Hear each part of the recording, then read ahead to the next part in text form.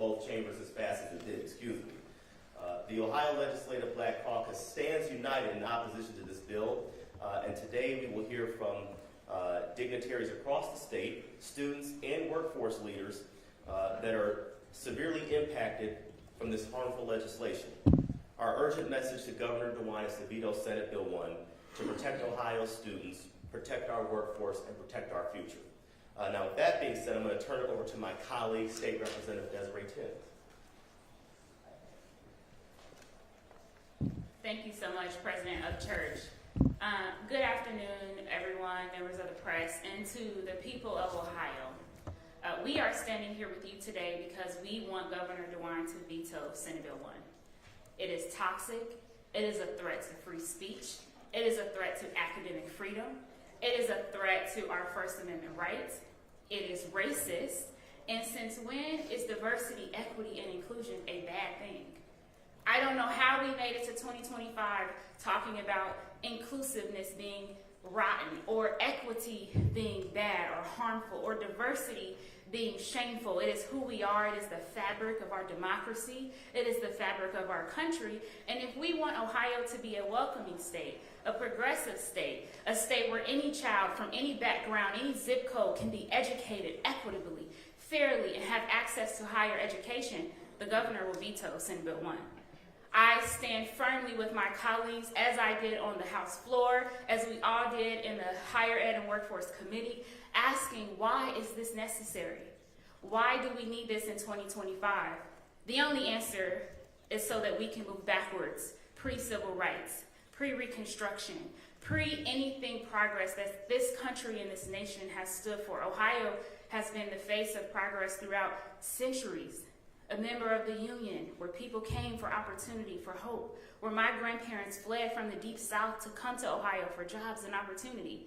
Senate Bill 1 turns an ugly page back in history, somewhere where we do not want to go, where we should not go, and I encourage and I urge the governor to veto this very toxic, racist, and unnecessary bill. Thank you.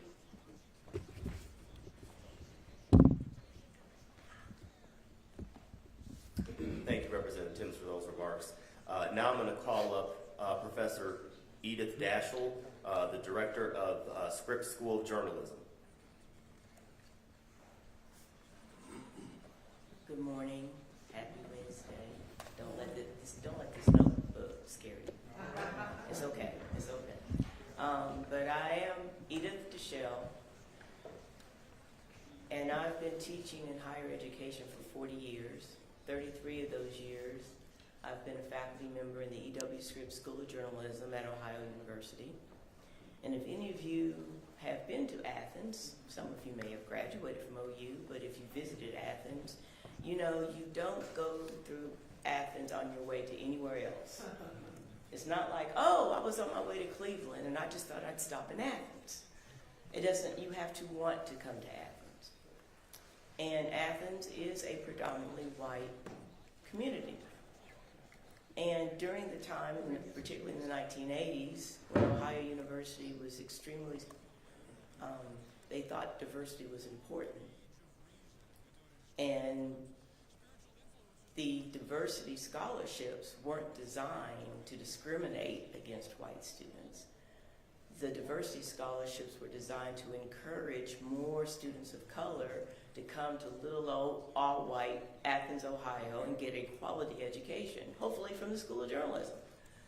And so last year, it was quietly announced at a meeting with other administrators that based on the June 2024 U.S. Supreme Court decision involving race-based admissions, that Ohio University was not going to allow us to award our diversity scholarships.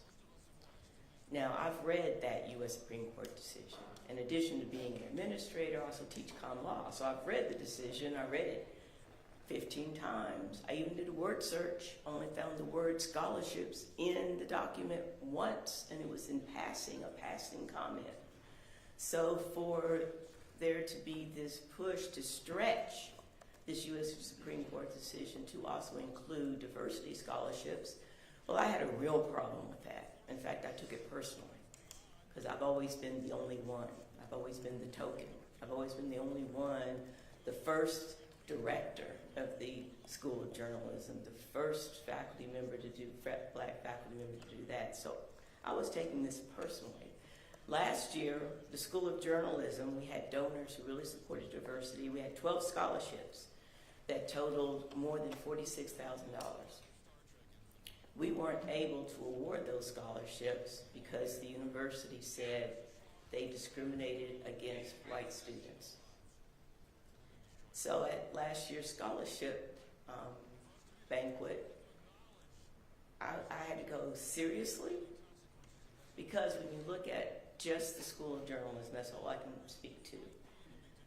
Last year we had 419 journalism majors. Of that number, 18 of those students, 23%, were African American.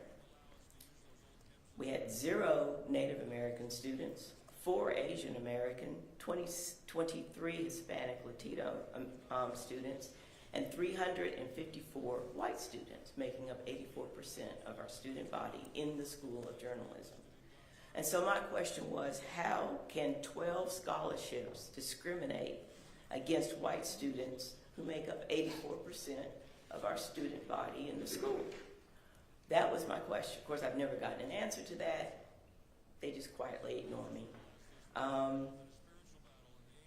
And so last year, not only were not able, no student got a scholarship from that $46,000. So it was more than just the diversity students being heard, but nobody got that money last year. Not even any white students got the money last year. And to my knowledge, there hasn't been a lot of proactive efforts to try to get some of the scholarships we worked. The scholarship donors I know, they had to reach out to Ohio University. They had to do the reaching out. And a few of them have restructured their scholarships to take out diversity from the guidelines. So we were able to, for the 2025-26 academic year, we will be able to award 3 of the scholarships that we weren't able to award last year. But they deleted diversity from the guidelines. And if you're trying to attract, if you're still committed to diversity, and I believe you should, because I stand in front of you not only as an administrator, as a faculty member, but I was a product of DEI from the very beginning, since I was a kindergarten student at a military elementary school in the state of Washington. I benefited from those programs. If it hadn't been for an extra effort at Ohio University to diversify the faculty, I would still be in Tennessee. But it wasn't that I was a black female. I happened to be qualified. I had merit. Merit was a given. It's a given that you are already qualified for that job in which you're applying. But you bring something to the table. I mean, it's being, DEI is talked about, especially in higher education, as something that should be shunned and is a negative. Well, those of us who are people of color, we brought something to the table when we were hired to teach at a university. When students came and they were of color and they came to attend the university, we bring something important to higher education. And so this myth that somehow we have eroded, that we're not really qualified, we were only hired because we were black, because we were female. To me, that is just so untrue. It's 100% untrue. I venture to say it's a lie from the pits of hell, but I'm in a news conference, so I'm trying to be calm. But we in the School of Journalism feel threatened by this bill. And we also urge that Governor DeWine veto this bill, because it's going to hurt our students. It's going to hurt those who will benefit from diversity programs, will benefit from these diversity scholarships, because by awarding these diversity scholarships doesn't mean that there are 5, 6 white students who won't get a scholarship. Everybody's getting a scholarship. Nobody's being mistreated. We're just trying to encourage more students of color to come to Ohio University, to come in the middle of nowhere. That's how it's described. Me, I always grew up being the only one. But for students who grew up in Cleveland area or Chicago, it is a culture shock for them. But they bring something to the table. They have something to offer. It's just not a charity group. And so I stand here as a proud DEI hire. I believe I brought something to the university. I believe students bring something to the university.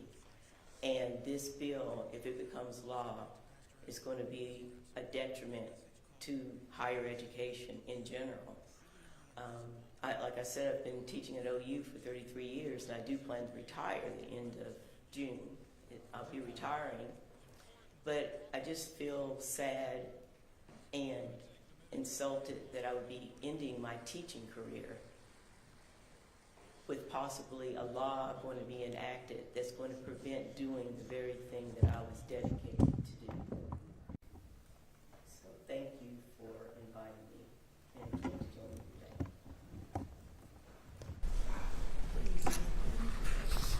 today. Thank you, Professor. We are also joined by students here, so I'm going to call up Jessica Tutu and Michelle Hong.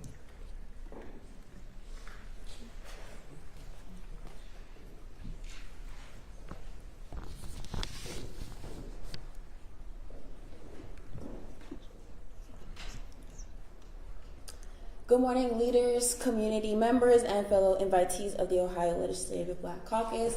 I'd like to thank you all for giving me the platform to speak today and just being present, because I think that's something we need in this time. My name is Jessica Asante Tutu, and I'm the current chair of the Undergraduate Black Caucus at The Ohio State University. I stand before you today not just as a student, but as a representative of countless students who are deeply affected, hurt, and distraught by the legislation that is our future. Senate Bill 1, formerly known as Senate Bill 83, has far-reaching impacts on the policies that are essential for our success in school, the workplace, and just in life in general. We all know that education isn't just about textbooks, it's not just about lectures, it's about learning the skills that will make us successful in the workplace and as citizens in our everyday lives. As a proud recipient of the Distinction Award within the Moral Scholarship Program, I have firsthand experience with how instrumental scholarships are to student success. The programs are more than just funding, they're the foundation to the skills we learn, the soft skills, the hard conversations we have outside of school. We are in a society where we are in a melting pot of cultures, individuals, and experiences, and giving students the opportunity to thrive with these scholarships is detrimental to our future as a society, not just within university culture, but in the greater state of Ohio. They make us better employees, they make us better citizens, and better leaders in our community. We're more well-equipped for the challenges of everyday life. When legislation like this is proposed, it restricts the very things that make us stronger. Things like true open dialogue and the ability to learn from one another. We feed off one another. Students learn best in environments that encourage exchanges where ideas flow freely and where differences are respected. This bill stifles all of that. It has broad, very vague concepts and implications that affect students and even alumni who continue to rely on these programs for networking, support, and professional development. By limiting these opportunities, we are limiting our potential and our talent. This bill isn't just a policy issue, but it's a matter of economics as well. When students, especially those who rely on financial aid and scholarships, can no longer access all these resources that they may need, it impacts not just them as the student, but it also does impact our state. If we want to keep students in Ohio, as a lot of us want to do, and have them contribute their knowledge and resources, we can't let policies like these get in the way of that. We can't let bills like these push our students elsewhere, push us to out-of-state colleges. We're at a critical juncture, and we need to ensure that Ohio remains a place where students feel supported, valued, and are able to thrive and given the opportunity to thrive. Although I'm a native Ohioan and I moved away for some time, the reason I even came back was because of an institution like Ohio State, where they said they valued diversity, they said they valued equity, they said they valued inclusion.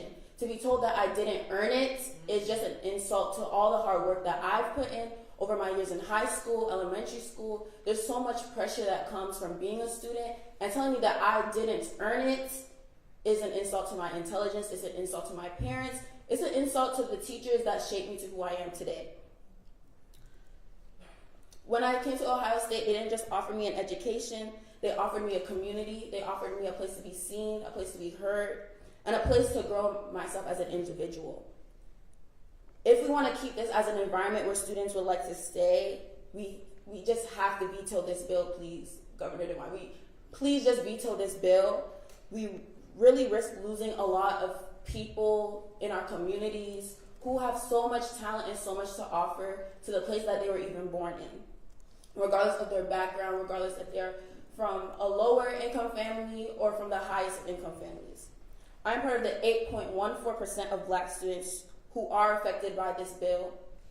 But more importantly, I stand with the 100% of students who will feel the impacts of its disastrous implications. We need policies that invest in us, not just financially, but emotionally and intellectually. We need to be inspired to take on the adversities of the oppressive systems that have been put in place over hundreds of years. And we need to be part of the conversation. In closing, I speak for not just myself, but all students, low-income students, students of color, and those who especially rely on financial aid and scholarships to continue pursuing their dreams. We are the future workforce of Ohio, and we ask for your support. Invest in us, not against us. Let's work together to ensure that this state remains a place for every student, irrespective and regardless of their background, their race, their ethnicity, and can succeed to the prosperity of our communities. Again, I strongly urge Governor Mike DeWine to veto this very dangerous bill. Thank you, Jessica, and good morning, everyone. I'd just like to thank the members of the Black Caucus for having us here. I think it's really important that as students we have an obligation to speak out on the issues that are affecting us the most, and at the moment it is this bill. And as a high schooler, I currently attend Olentangy Liberty High School right here in Columbus. I've grown up in Columbus my entire life at the epicenter of our state's policy, but also at the epicenter of our education. I live 20 minutes away from Ohio State University, and coming from an Asian American household, I can say that higher education has always been emphasized in my household, but at the moment, this threat of SB1 really lingers over my head. And so in the past few months, I've spoken with students all across the state, from Honesty for Ohio Education to being a speech and debate competitor, and speaking from students from Dayton, from Toledo, from Youngstown. And they're all very talented students. We all care about the issues that affect us. But the one thing we have in common is that we're all going to apply to Ohio State this fall. But we see the fact that this bill being passed, the threat of this bill being passed, as a deterrent from us attending Ohio State in the first place. And as Jessica emphasized, I'd also like to emphasize the Moral Scholarship, which is a DEI scholarship that is meant for students like me, students like Jessica, to attend Ohio State in the first place. What this bill is doing is essentially removing those incentives for people of color, for people who live in Ohio in the first place, to attend Ohio State, and removing those cost-free incentives that attract people to Ohio in the first place. And as a student, I'm also abhorred by the DEI restrictions that also are present in this bill. Now, as a student of color, and like Jessica emphasized, DEI, I think, has been misconstrued beyond comprehension in this bill.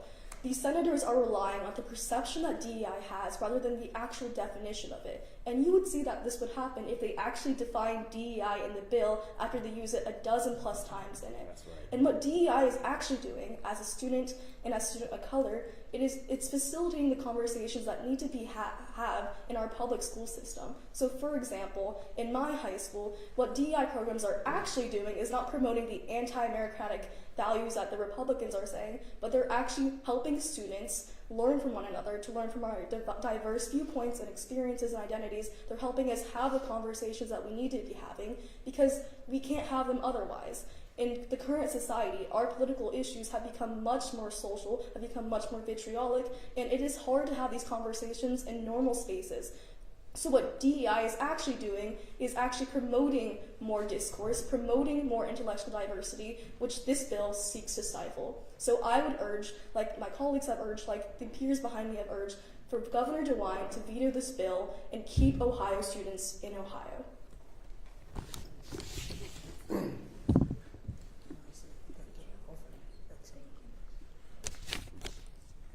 Thank you very much. Next, I want to call up Representative Erica White. Yes, thank you, and good morning. Appreciate everyone being here. Good morning. I wanted to start off first by saying, if we did a poll, which I'm pretty sure we already have, and we asked Americans, especially Ohioans in the state, what is the number one thing they care about, it wouldn't be destroying public education or our public universities. It would be the economy, inflation, property taxes. That's what people care about. This is not on their list, so you can just start right there at calling your governor and tell him to veto this bill. This is not what Ohioans care about. The other thing is this.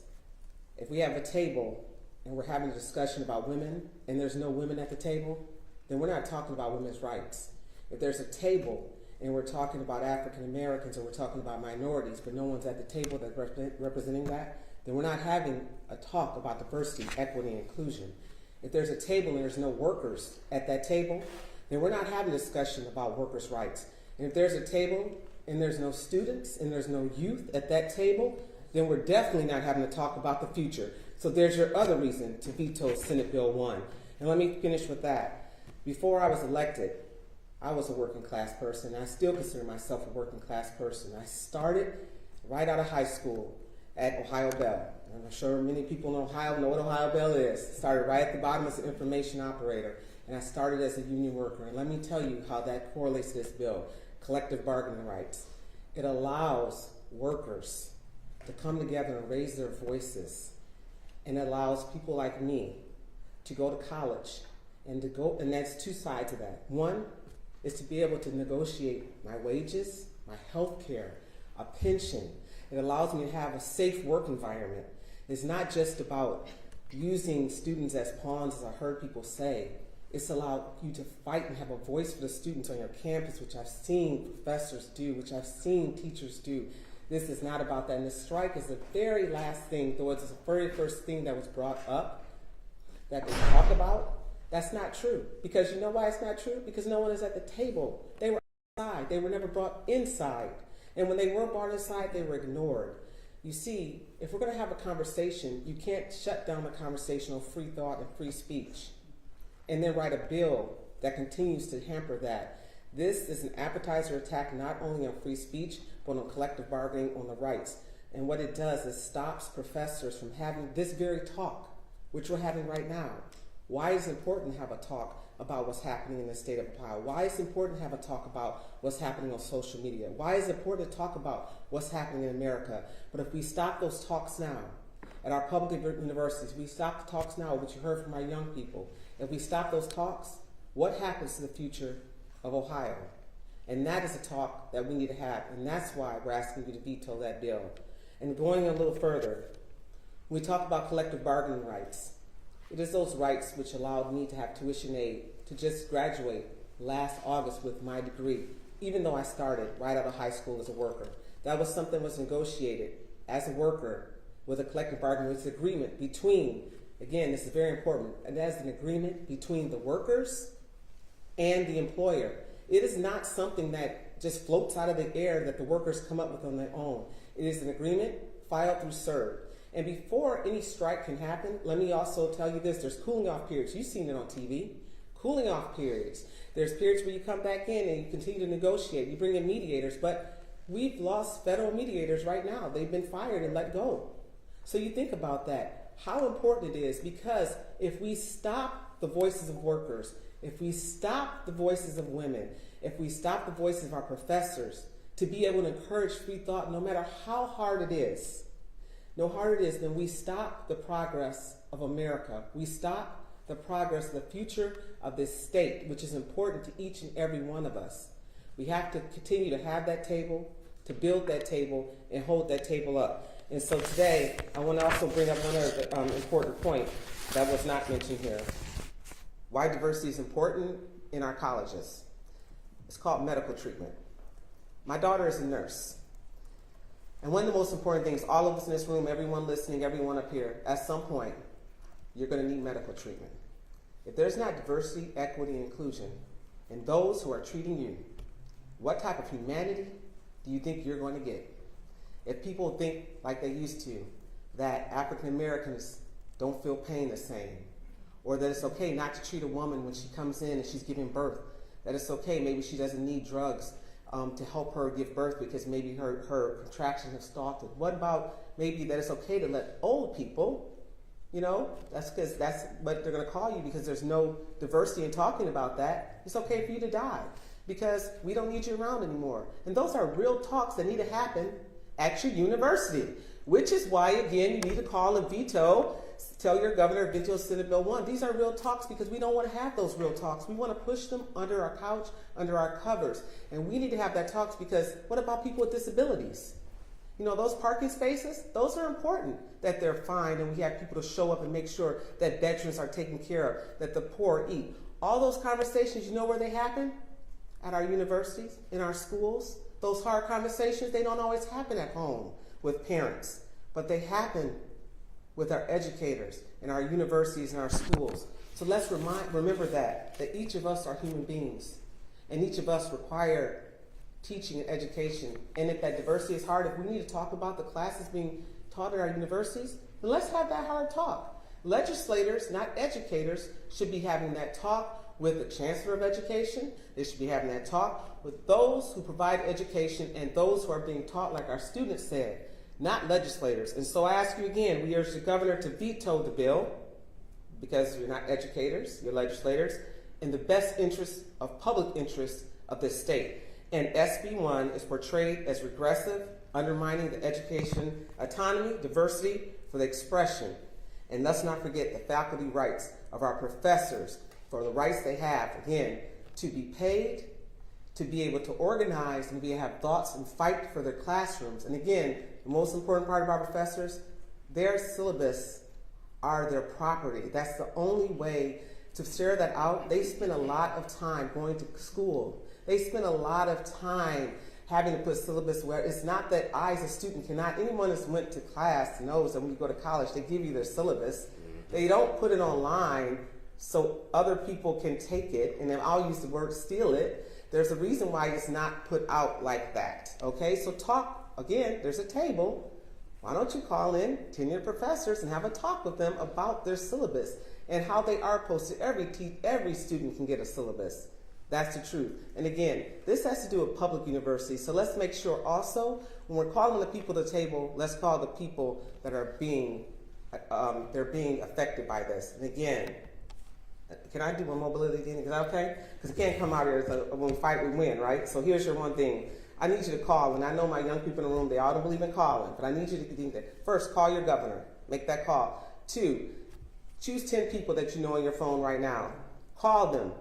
As you call them, explain what Senate bill is and why you believe that the governor should veto it. Make that 3-way call with them on and call the governor with that person with you on the phone. That's what we do. 10 people, call them with on the phone. Now, if you do have to text, call and follow up. We need for this to be heard because when we do fight, we do win. And I believe in the future of Ohio, and so should you. Thank you.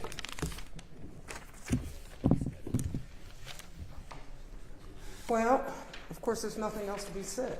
That's not true. The reality is that I am State Senator Catherine Ingram from the 9th District. I've been dealing with this since I was actually over in the House in the 132nd. When we tried to eliminate the Chancellor's Office, the Department of Education, making sure that we were evaluating our tenured professors, that they were doing enough work.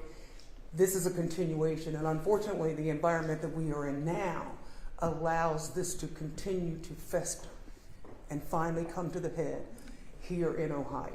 I think that somebody talked about it took 2 months Now, it's taken about this is like the 8th year. And unfortunately, we are here. And it's all under the guise of allowing freedom of speech. Unfortunately, when the Supreme Court ruled that there was no, as far as entrance to the college, there should not be consideration of race, etc. That's fine.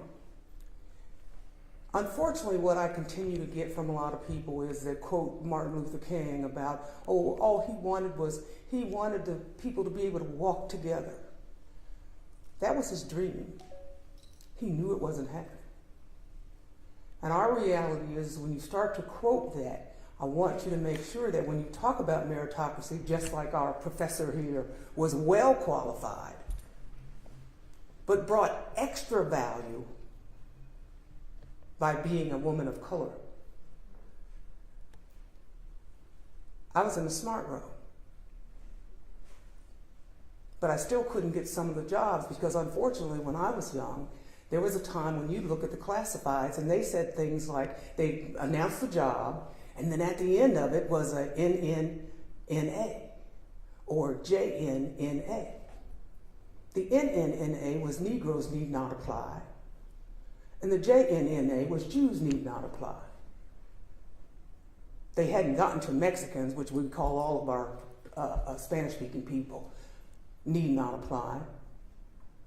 The unfortunate part of where we are today, though, is that this is the legislature, majority, making decisions about all of our lives. What we should be learning. When people say to me, well, they're being indoctrinated at those liberal colleges.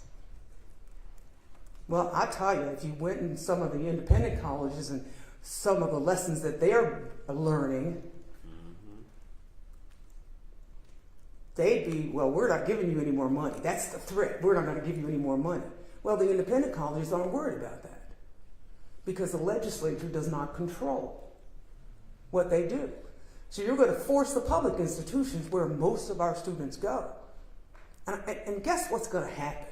These young ladies and people like them, they're going to go to the independent institutions. We're doing ourselves a disservice when we start to think about it, talk about it. This is not a quota. We need one black, one Hispanic. But we don't do that. That's against the law.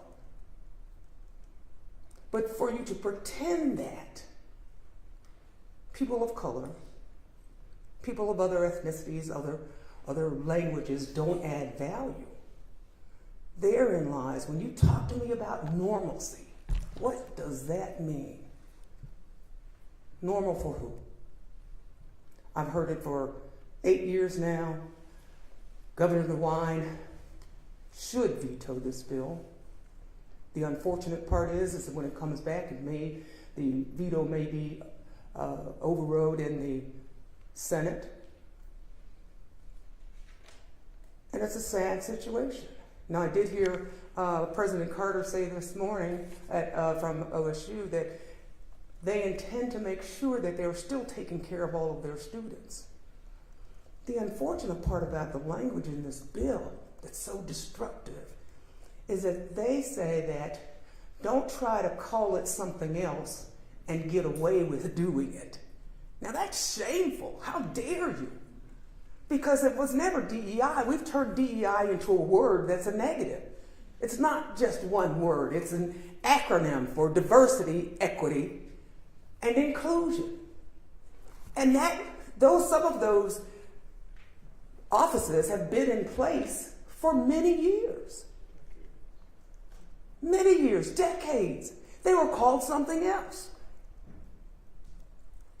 But we've evolved into making sure that everybody was included.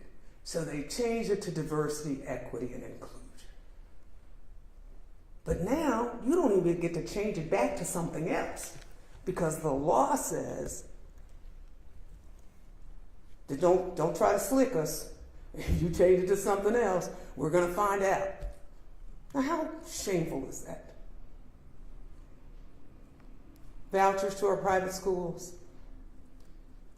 making sure that we are funding non-public, non chartered schools. All of these things that we are slippery sloping, that our children will be able to work 14, 15 years old until 9 o'clock at night. Slippery sloping. We take the information required for benefits. We don't have to post them anymore from our employers. Slippery slope. DEI, oh my God. It's the worst thing. Slippery slope. Don't be fooled. I do hope that the governor vetoes this bill. It's important for them to do. But more than that, we need to continue to have the conversation about how we make sure people are valued. Because that's what this is about. How dare you act like I'm a quota? How dare you act like I'm a DEI hire? I had to do more than to get to even being considered, let alone hired. So let's be honest about where we are today. This is about control. This is not about taking care of people and making a better Ohio to live, work, and play. Thank you, Senator. We got a little bit off the order here, but I do want to call up Damon Scott, the Ohio University Black Alumni Association. Thank you, Senator. Good morning. Good morning to our elected officials, staff members, members of the media, and of course, members of our community. As the Senator said, my name is Damon Scott, and I am the National President of the Ebony Bobcat Network, which is an alumni association of Ohio University. I am a proud alumnus of Ohio University, and I'm sure most, if not all the folks in the room know that Ohio University was the first institution of higher learning, not only in Ohio, but in the Northwest Territory. And as a proud African-American alumnus of Ohio University, I stand on the shoulders of John Newton Templeton. And hopefully you all have heard that name before. John Newton Templeton was 200 years ago, was a college student. And quite fittingly, he was a college student at the first institution of higher learning in Ohio, at Ohio University. And he was the first African American to be educated in the Northwest Territory and in Ohio. He started his matriculation at Ohio University in 1824, so 200 years ago he was a student at Ohio University, and he graduated in 1828, making him the first black man to graduate from a university in the state of Ohio and the Northwest Territory. And he was only the fourth black man to receive a bachelor's degree in the United States. And so I proudly stand on his shoulders, as well as the shoulders of Martha Jane Hunley Blackburn, who in 1916 was the first black woman to graduate from Ohio University. And I provide a little bit of historical context to paint a picture of the rich history of African American students being educated at Ohio University, as well as all the other universities, the state-funded universities and private institutions as well that followed in the state of Ohio. And our Ebony Bobcat Network is an organization that's open to all. But what we do is we celebrate Ohio University and we celebrate the contributions that African American alumni have made to the university. We do that in a number of ways, just like I'm sure many alumni, black alumni of other state schools in Ohio do, and private universities as well. We support our alma mater by being engaged with the university. We also support our alma mater by supporting its students, supporting the current students at Ohio University. We have an endowed scholarship that goes to students of color or any student from an urban area. There's also an endowed scholarship to support students from rural and Appalachian areas. So it is very inclusive at Ohio University in terms of the support that the university and its alumni provide to its students. We also support the university by celebrating Black excellence and African American contributions to the university. So these are just some of the ways that African American alumni at Ohio University support and give back to the university. When it comes to Senate Bill 1, a few questions come to my mind, and some of the speakers before me have raised some of these questions. The first question that comes to my mind is, what are they so afraid of? What are the sponsors and the supporters of this legislation in fear of? Why has DEI become a negative term, a bad word? A speaker before me asked the same question, and it makes me wonder, do those sponsors and supporters even know what DEI is? Do they know what diversity, equity, and inclusion is? Or perhaps did they just receive, did the state legislators who sponsor and support this bill just receive a template from other states, like the state of Florida, like the state of Texas, that have, before Ohio, passed similar legislation? If you look at the language in Senate Bill 1, it looks very similar to the language in the bills that passed in the state of Florida, as well as the state of Texas. These are, as we know, Republican-led states. And there's nothing wrong with the Republican Party, but for some reason, they have gotten it in their minds here recently in the last decade or so that diversity, equity, and inclusion is bad, and that is wrong. And that couldn't be more than far from the truth, as you've heard other people say. They have also become emboldened by the current administration. As a result of the election in November, I think many states like Ohio that are led by the Republican Party have become emboldened to say, we've got the federal government backing us, so we're going to sponsor legislation, or we're going to reintroduce legislation that maybe didn't pass in the last session, like Senate Bill 83, so that we can try to do away with diversity, equity, and inclusion. And it is so misguided. As other speakers have talked about, there's nothing wrong with adding diversity to any environment. And it's never been about, as someone said earlier, quotas, and it's never been about bringing people into the room or to the table who are not qualified. That's never what diversity, equity, and inclusion has ever been about. It's about bringing folks into the room and having a seat at the table who are qualified, but who don't all look the same, who don't all come from the same place, who don't all come from the same experience. People from diverse backgrounds coming together to talk about whatever the issue of the day is on the table.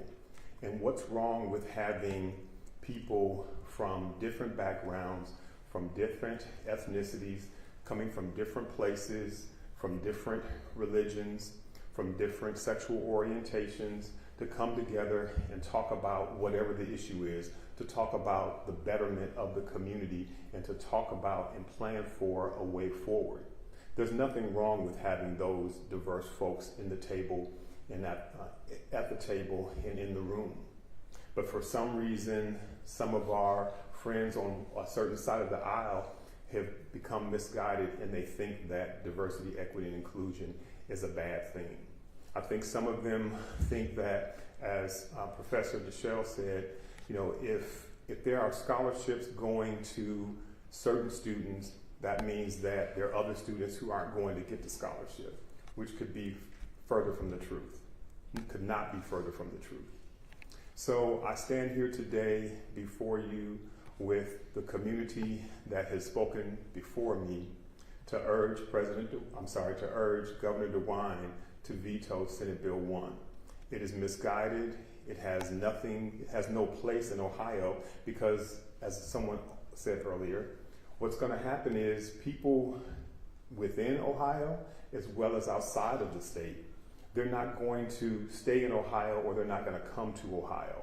They're not going to come to Ohio or stay in Ohio to be educated or come here to join the workforce, because folks will know folks already know that Ohio is becoming a very unfriendly place for the business community and for students who seek an education. So we're going to have students like these young ladies behind me. Certainly high school students aren't going to want to go to a state school in Ohio because of Senate Bill 1 if it passes. They're going to go to other states. They're going to go to neighboring states or any other state that is not attacking diversity, equity, and inclusion. And employers are not going to want to come here, and they probably are not going to, they're going to get to a point where they're probably not going to hire people who were educated in schools from Ohio because of Senate Bill 1 when it becomes law. But hopefully it will not become law, because we are asking Governor Mike DeWine to please veto Senate Bill 1. Thank you. Thank you, brother. Last but not least, I want to call up Derek Ford, the Vice President of the NAACP.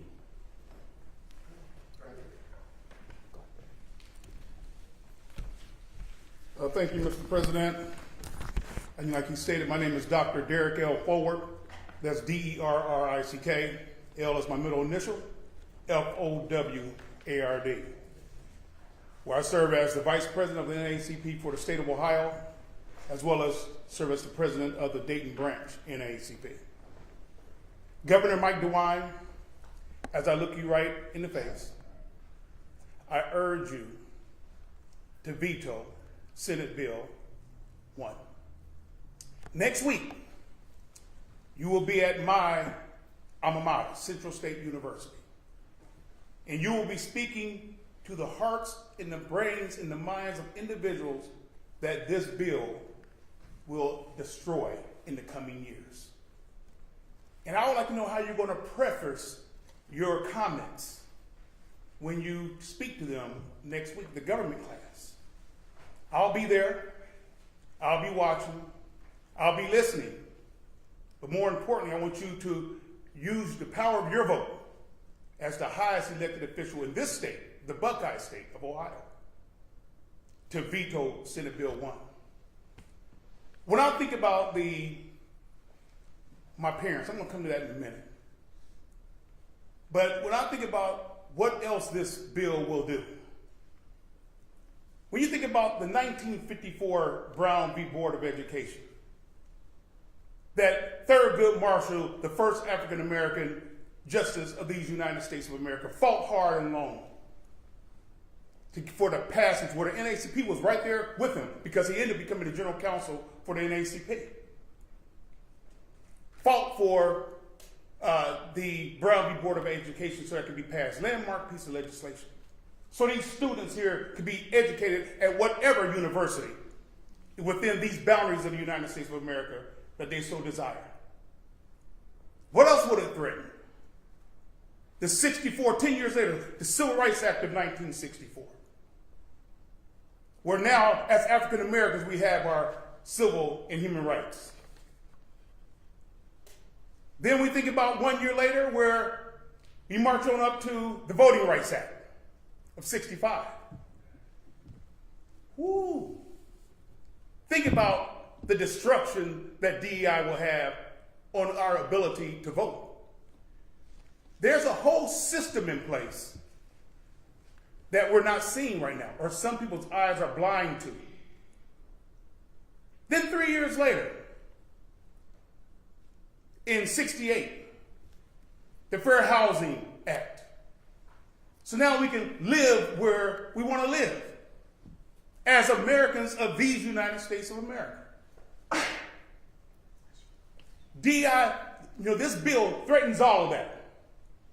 And let's be clear. The NAACP, we're built for the road ahead. We've been here for 116 years nationally. In Dayton, Ohio, we've been there for 109 years locally. And the NAACP will be right there to challenge anything that's going to disturb our democracy, that's going to put a nail in the heart of our democracy.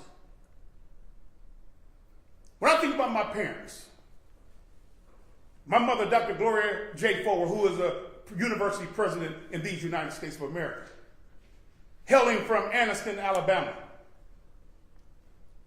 where all she wanted to do, she was raised with 8 siblings. When she migrated to Ohio, she migrated because she wanted a better opportunity for her children. She migrated here. My father, hailing from Kentucky, Wayland, Kentucky, where his daddy died in the coal mines trying to support his children with all the soot that came up inside of his body. So my father at 11 years old had to get a paper route to help his mother take care of his 3 little younger brothers. So when you think about this bill, Senate Bill 1, it destroys all of that. All of the Americans who have migrated to this great country, to this great state, seeking better opportunity, it destroys all of that. So as we stand here united today, we want to make certain that the message is clear. Governor Michael DeWine, we need for you, we're asking you, we're begging you to veto Senate Bill 1. We are Americans. We're all Americans. And we stand united here today with that urge, with that request. When I think about MLK, every year we sit up in all these local communities, we march for Martin Luther King Jr. He was assassinated on April the 4th, 1968. But we still march for freedoms, for liberties, for equality, for justice. We still march. His counterpart, Malcolm X, said, do by all means, any means necessary. Protect our democracy by any means necessary. They both wanted the same goals. They shared the same goals, the same vision, but had different methods. But when I look at these youth back here, wanting to go to college, I think you said you were in high school. You're in college. Governor DeWine is going to go talk to students in college. We got to protect our assets. And I'm calling on Governor Mike DeWine to protect our assets, which is our nation's children.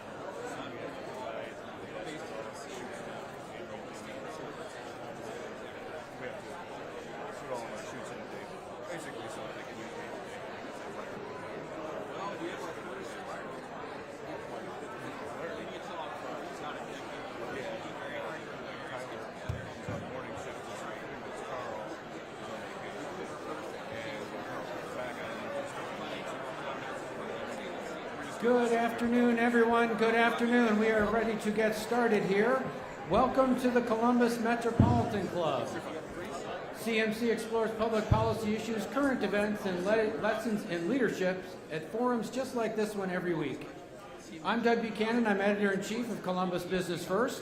I'm also a proud member of the CMC Board of Trustees and chair of CMC's editorial board, the program committee. For those of you joining us by live stream, we're coming to you from our home in Columbus's historic Italian village, the Ellis. And if you scan the QR codes at your tables, you can read bios of today's panelists, take a short survey, and see the many organizations that support your not-for-profit Columbus Metropolitan Club.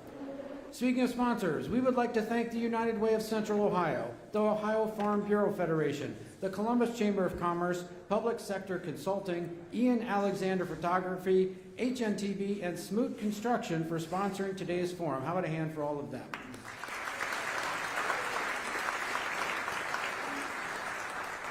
We're also grateful to the presenting sponsor of our live stream, the Center for Human Kindness at the Columbus Foundation, and to our live stream partner, the Columbus Dispatch.